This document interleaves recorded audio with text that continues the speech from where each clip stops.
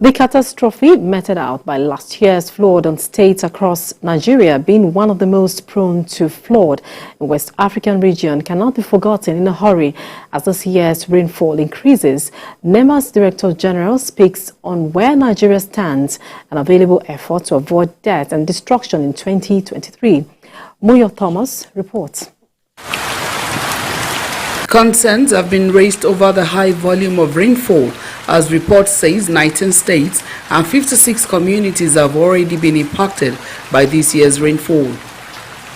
This raises the question of what the agency charged with the responsibility of disaster management is doing to mitigate a recurrence of last year's unfortunate incident. TVC crew interviewed the Director General of the agency to get answers on this. They have started creating states without SEMA, have set up SEMA. States without local emergency management committee have done that. Some states have done that. Those without community volunteers have also set up some have set up community volunteers. While acknowledging the limitations of NEMA, he insists that the bulk of the burden would be borne by the state and local government emergency management agencies, whom they are monitoring closely. I can tell you clearly that some states have taken the issue seriously.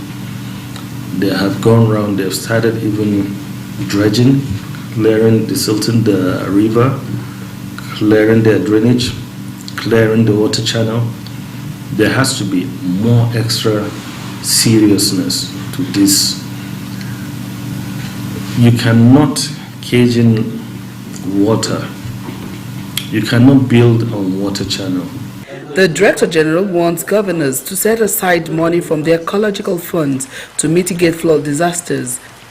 In order to boost food production impacted by 2022 flood, the DG says measures are already in place. Now what we're doing is a long term, like farmers who are affected, understand, traders who are affected and so on. They're the ones we're getting back to. We're getting farmers back to the farm, giving them inputs, giving them chemicals, sprayers, pumping machine, and so on. He urged states yet to set up state emergency management agencies and local emergency management committees at the local levels to do so immediately. Heavy rain or water in itself is not a bad phenomenon.